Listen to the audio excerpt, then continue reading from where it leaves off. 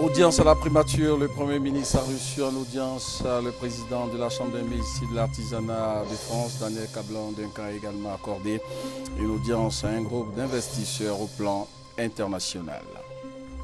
La campagne pour les élections couplées régionales et municipales s'ouvre dans 4 heures à minuit ce vendredi et pour le bon déroulement du scrutin, le président de la commission électorale appelle à faire preuve de civisme.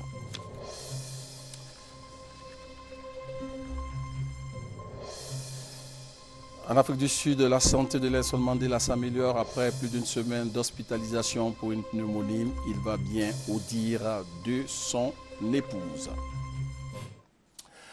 Voilà pour les titres. Bonsoir, bienvenue aux 20h. Le parcours de l'actualité en Côte d'Ivoire et à l'étranger. Commençons par la célébration de l'excellence avec le ministère de l'Éducation nationale et de l'enseignement technique qui veut améliorer l'image de l'école ivoirienne. Cette journée de promotion de l'excellence a eu lieu en présence du Premier ministre Daniel Kablan-Duncan. Je viens d'être primée et je suis heureuse, je suis très émue. Je promets à tout le monde, au ministère et à ma famille, de continuer à bien travailler afin de montrer mon honneur. Les efforts que nous faisons tous les jours doivent être couronnés par ce genre d'événements. Et je dis vraiment merci. Le mérite d'élèves, de personnel d'encadrement et de structure vient d'être reconnu. L'initiative est du ministère de l'Éducation nationale et de l'enseignement technique. Objectif, célébrer l'excellence pour susciter une saine émulation entre les acteurs du système éducatif ivoirien.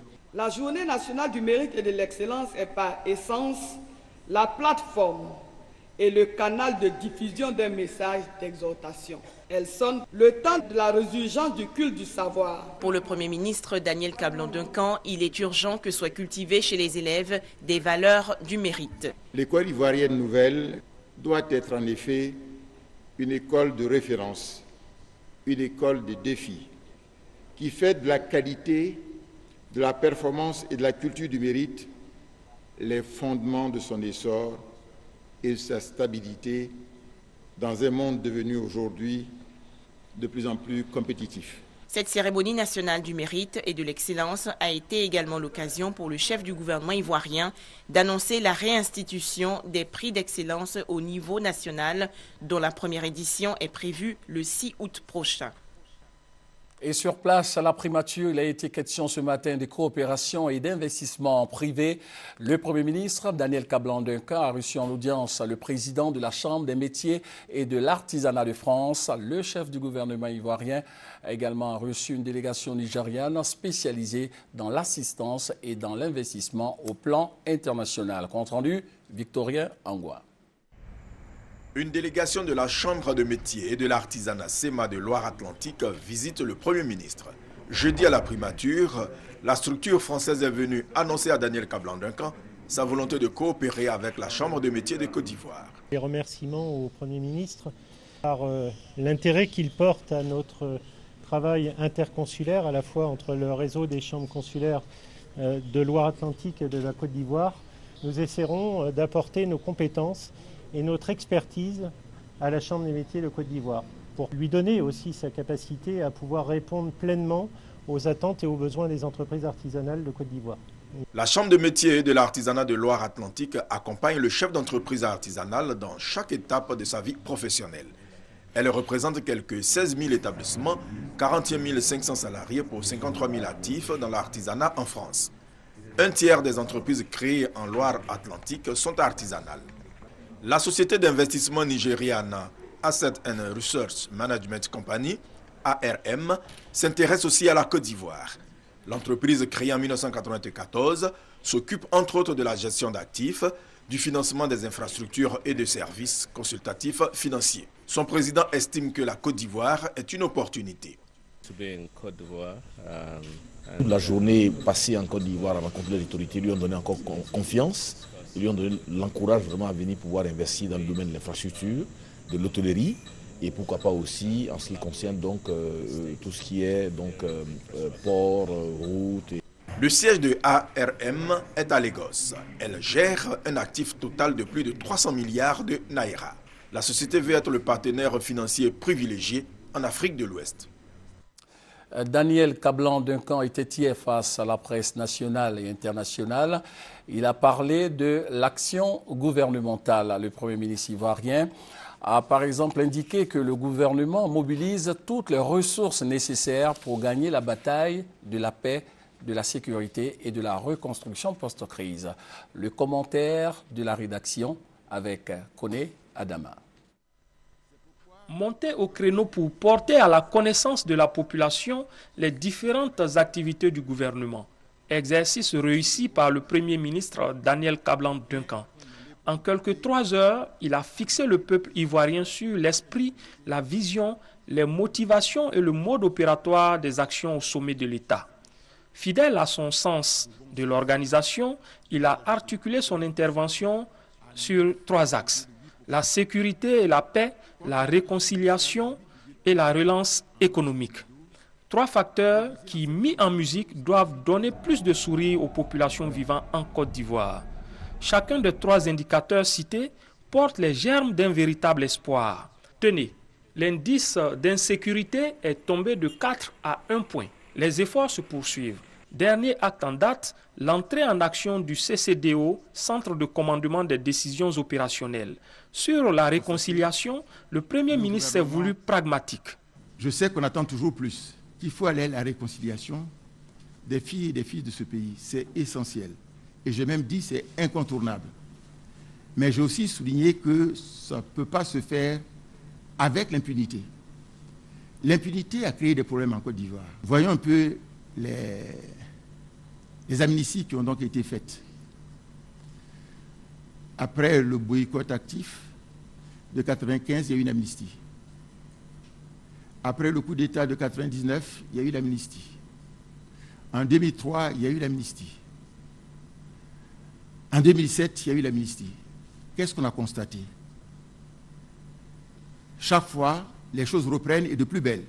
À la dernière crise, vous le savez, il y a eu plus de 3200 morts dans ce pays. Est-ce que quand on prend un chemin qui amène à l'aggravation de la situation, on doit persévérer dans cette voie? L'analyse faite par le gouvernement est que non. Il faut emprunter d'autres chemins. On va à la réconciliation, c'est effectivement important, mais il faut que la justice ait son rôle. Le pardon peut venir après, sous forme de grâce, et éventuellement, nous avons discuté avec les partis du CPD et singulièrement avec le FPI, l'amnistie individuelle, mais pas générale. Si, il doit avoir lieu, mais on ne peut pas demander au gouvernement de faire une amnistie générale. Au plan économique, le Premier ministre s'est retrouvé sur un terrain bien connu. Chiffre en main, il a montré comment l'économie ivoirienne est sortie du coma pour entamer sa rééducation. De moins 4,7% en fin 2011, le produit intérieur brut PIB s'est stabilisé à 9,6% en fin d'année 2012, soit un bond qualitatif en valeur absolue de plus 14,3%. Seulement, cette croissance, matière première du développement, doit être consolidée pour influencer le quotidien des populations. Le Premier ministre demande alors un peu de patience pour que l'argent en circulation respecte les différents panneaux de signalisation financière avant sa destination finale.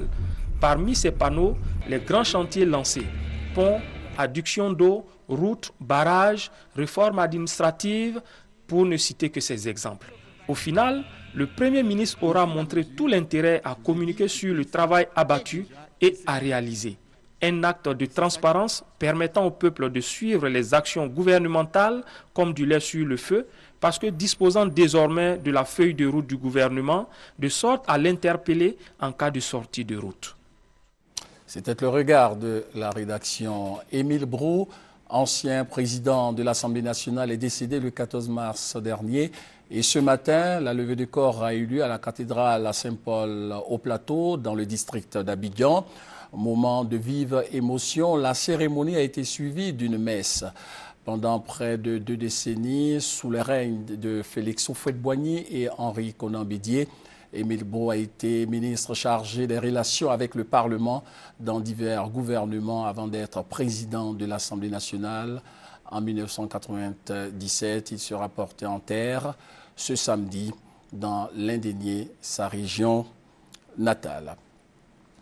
La campagne pour les élections couplées régionales et municipales s'ouvre à minuit ce vendredi. Elle va durer 15 jours, 2 semaines et prendra fin le 19 avril prochain à minuit. Pour le bon déroulement du scrutin, le président de la commission électorale indépendante, Youssouf Bakayoko, a invité les hommes politiques, les électeurs, les militants, l'ensemble des populations de Côte d'Ivoire à faire preuve de civisme, de discipline, de sagesse pendant et après ces élections régionales et municipales. Honorine Agnigori.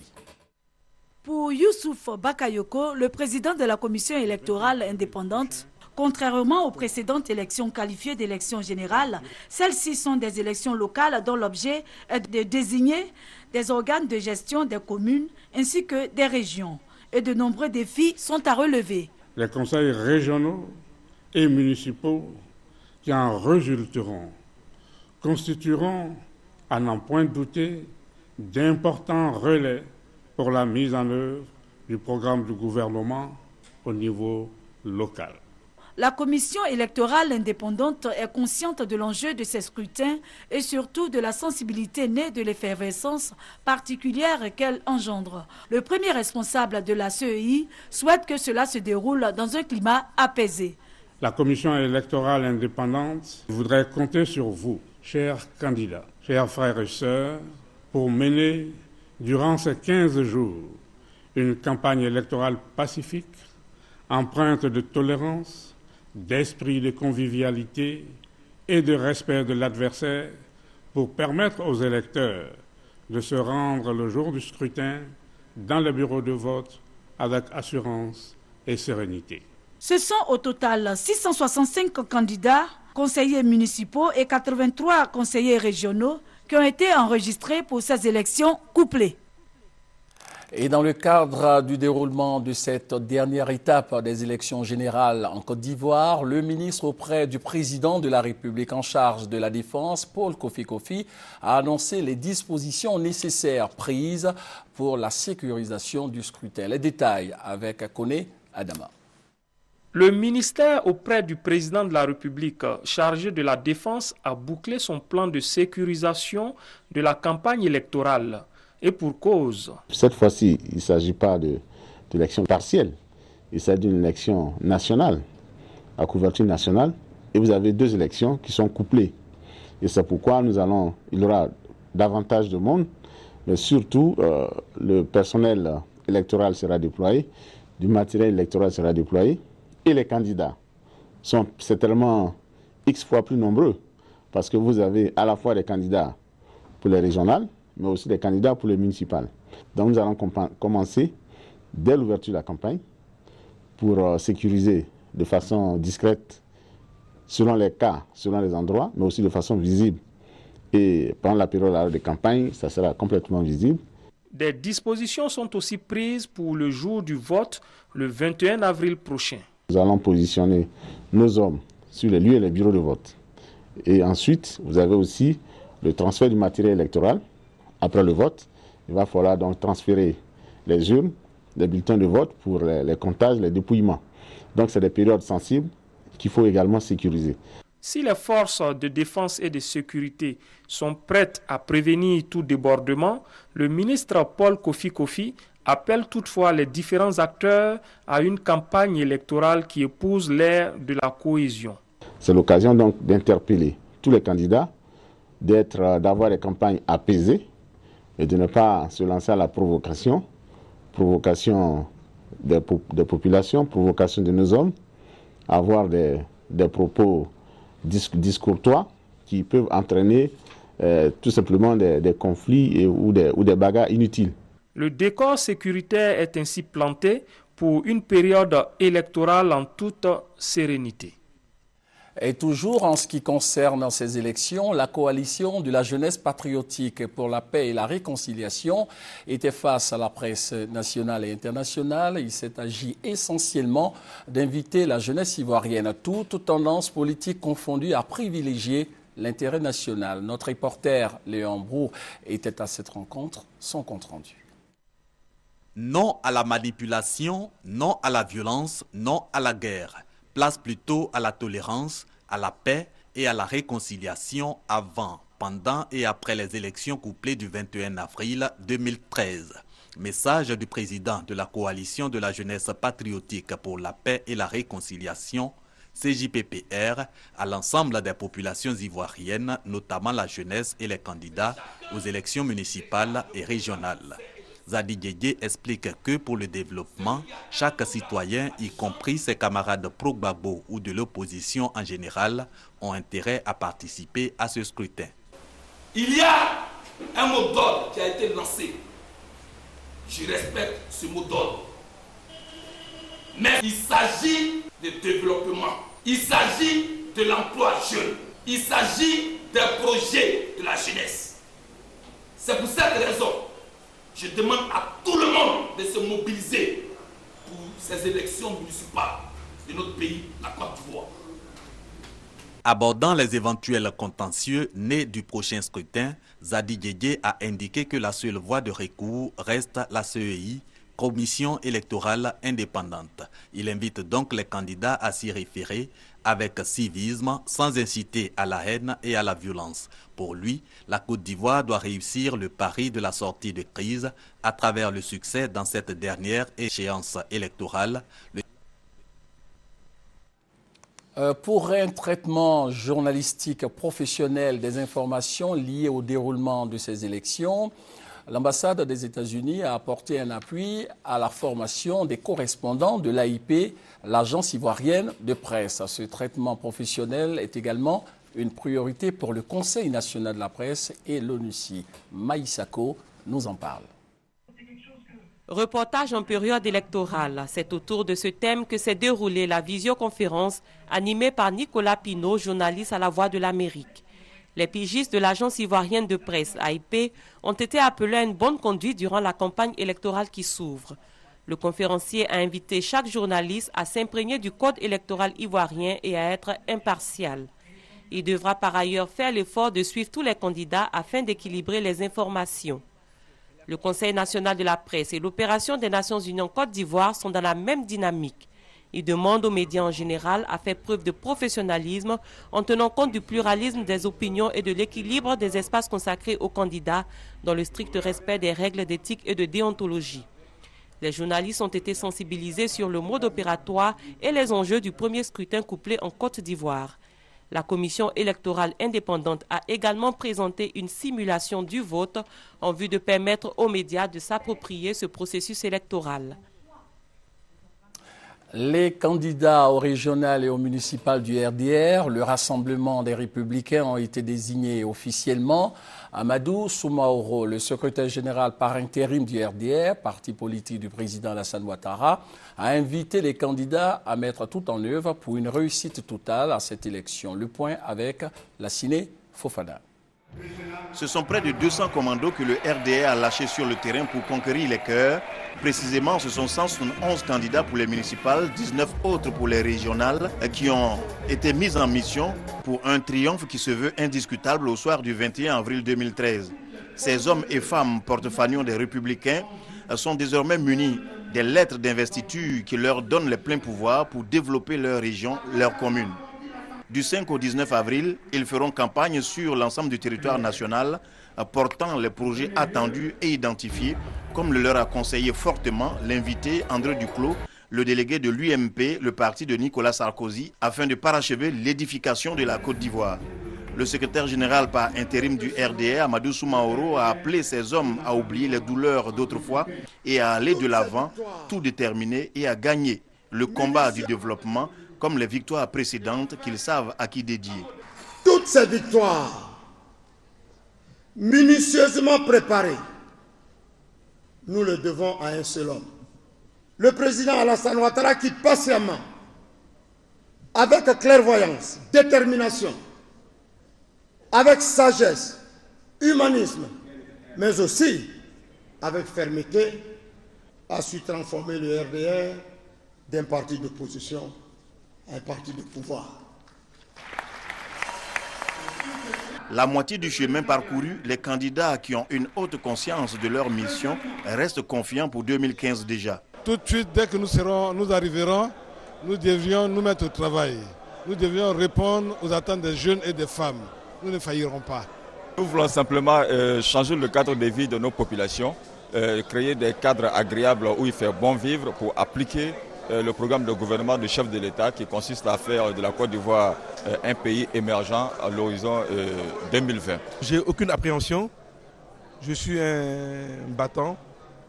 Là aujourd'hui je porte un brassard, le brassard de RDR. Je vais sur un terrain politique qui ne m'est pas étranger.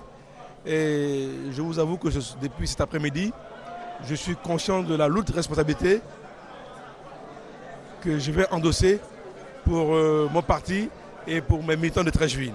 Maintenant qu'ils ont l'onction de leur parti, ils le savent bien, leur succès individuel sera aussi celui du parti qui a placé en eux sa confiance.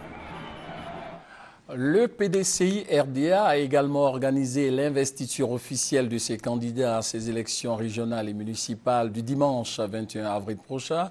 C'était à Daoukro en présence du président du PDCI RDA, Henri Konan-Bédié. Compte rendu, Thérèse Tapé-Yoboy. Ce sont 13 candidats PDCI, 10 du RHDP, tête de liste des élections régionales qui ont échangé avec Henri Konan-Bédié à Daoukro. Il s'est agi pour le président du PDCI d'accorder sa caution à ses candidats et confirmer leur mandat par la direction du parti. Ils ont à cette occasion reçu leur feuille de route et leur carte de membre à jour. Moment choisi par Henri Konan-Bédié pour exhorter les têtes de liste à la retenue sur le terrain. La rencontre de ce jour marque la cérémonie d'investiture de nos candidats qui partiront bientôt en campagne.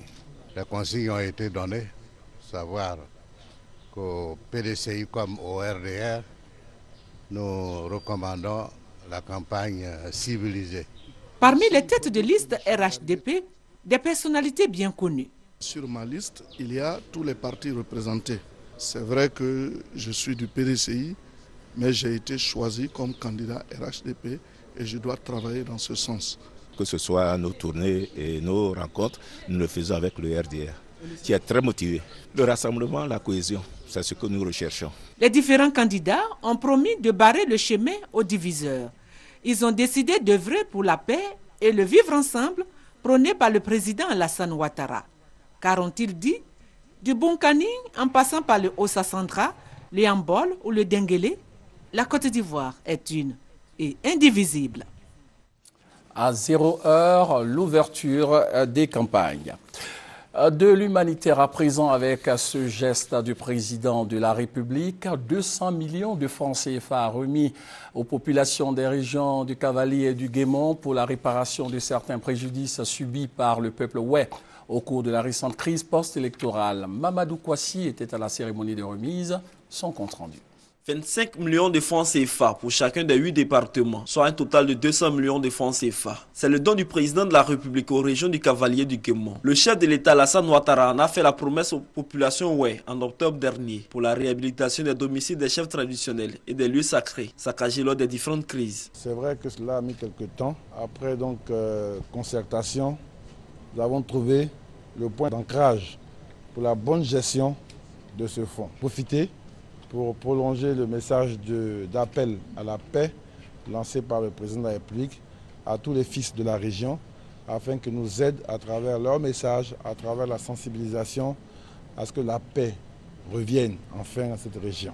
Au nom des cadres, Félix Théoulou Diela exprime la gratitude des populations ouai au chef de l'État et au gouvernement. Au nom du Collège des doyens, au nom des élus et des cadres, merci. Merci beaucoup à M. le ministre d'État, mais surtout merci à M. le Président de la République qui a toujours marqué son intérêt et un grand intérêt pour les régions du Cavalier et du Guémont. Il faut rappeler que le partage des 200 millions de francs CFA a été rendu possible à l'issue des différentes rencontres qu'a eu le ministre d'État, ministre de l'Intérieur et de la Sécurité avec les cadres des régions du Cavalier et du Guémont. Dans l'actualité également, une rencontre entre le ministre de la Communication, Afoussiata Bambalamine, et une délégation béninoise conduite par Stéphane Todomé directeur général de l'ORTB, l'Office de radiodiffusion et télévision du Bénin. Une visite de prospection et de travail qui permettra à l'ORTB de nouer des accords de partenariat avec Isovision et la RTI, la radiodiffusion télévision ivoirienne. Une visite de travail riche en enseignements, selon la ministre ivoirienne chargée de la communication, Afoussiata Bamba Lamine.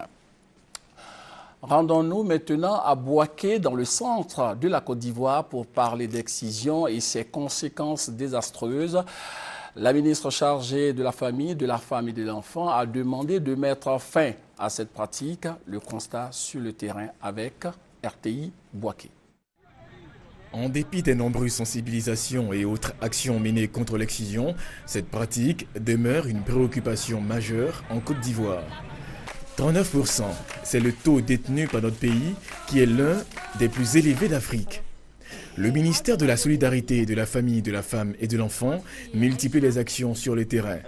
Des sensibilisations accrues dans les zones les plus touchées ont permis à de nombreuses exciseuses de renoncer à cette pratique ancestrale. Ma maman m'a dit qu'il faut que tu te mets dedans. Parce que c'est le travail de ta grand-mère, il faut faire ça. C'est un don que je te donne. J'ai enlevé mon pied dedans. Je dis je ne fais plus. Mais maintenant on a arrêté, on ne fait plus. Mais on va sur le terrain, on conseille nos sœurs que c'est pas bon qu'ils vont continuer à faire encore. Le ministère veut une idée précise de la situation des mutilations génitales féminines sur le terrain et évaluer les besoins des exciseuses. À travers le développement d'activités génératrices de revenus, le gouvernement veut les appuyer et les encadrer dans leur reconversion sociale. Pour atteindre cet objectif, un renforcement des capacités des acteurs locaux est organisé dans 6 régions du pays. Ce n'est pas un taux honorable pour la Côte d'Ivoire. Et maintenant que les Nations Unies ont pris une résolution pour intensifier la lutte en vue de l'éradication de cette pratique néfaste, il faut que nous mettions les bouchées doubles pour que la Côte d'Ivoire renonce à cette pratique qui n'apporte rien de bon à la société et qui endommage même une bonne partie de la composante de la société que sont les femmes. Le document de politique nationale sur l'égalité des chances, l'équité et le genre et le document de stratégie de lutte contre les violences basées sur le genre ont été présentés aux participants. Les régions de l'Ouest, de l'Est, du Centre et du Nord sont des zones où l'excision est toujours pratiquée. Restons à l'intérieur du pays. Le ministre Koné Bruno était l'invité des populations du village de Foto Kwamekro. Une occasion pour le ministre de la Poste, des Technologies, de l'Information et de la Communication de revenir sur les grands chantiers du gouvernement à réaliser dans le département de Sakassou. Charles Tatou. Les populations rurales du canton Melakbli dans la région de Sakassou peuvent s'enorgueillir maintenant. Les mutuelles de développement de leur canton fort de 15 villages ont décidé de travailler en réseau pour poursuivre efficacement les actions de développement de leur circonscription cantonale. Plusieurs infrastructures et équipements sociaux de base manquent à beaucoup de villages de ce canton. Seulement, un centre de santé et 2 écoles de 18 classes dans cette zone. De même, 8 villages non électrifiés et 8 autres connectés au réseau d'eau courante, dont certains ne sont pas totalement couverts, à l'image de Foto Kwamekro qui vient de recueillir la première eau de l'extension du réseau d'eau courante. Invité pour présider les cérémonies de la Pâque dans ce village, le ministre de la Poste et des TIC, Bruno Koné, rassure que 2013 sera l'année de réalisation effective de la grande majorité des promesses du chef de l'État. Nous avons les ressources humaines qui vont permettre cela. Tout cela se fera en faveur de nos populations. Ce sont ces populations qui vont bénéficier de tout ce qui est en train d'être semé aujourd'hui. Le ministre Bruno Koné a posé la première pierre du futur marché de Foto Kwamekro. Ce marché va impulser une nouvelle dynamique en matière de commercialisation des produits agricoles. L'actualité sur le continent et une seule escale, l'Afrique du Sud. La santé de Nelson Mandela s'améliore après plus d'une semaine d'hospitalisation pour une pneumonie. Âgé de 94 ans, l'ancien président sud-africain va bien, au dire de son épouse. Tout va bien et il se porte de mieux en mieux.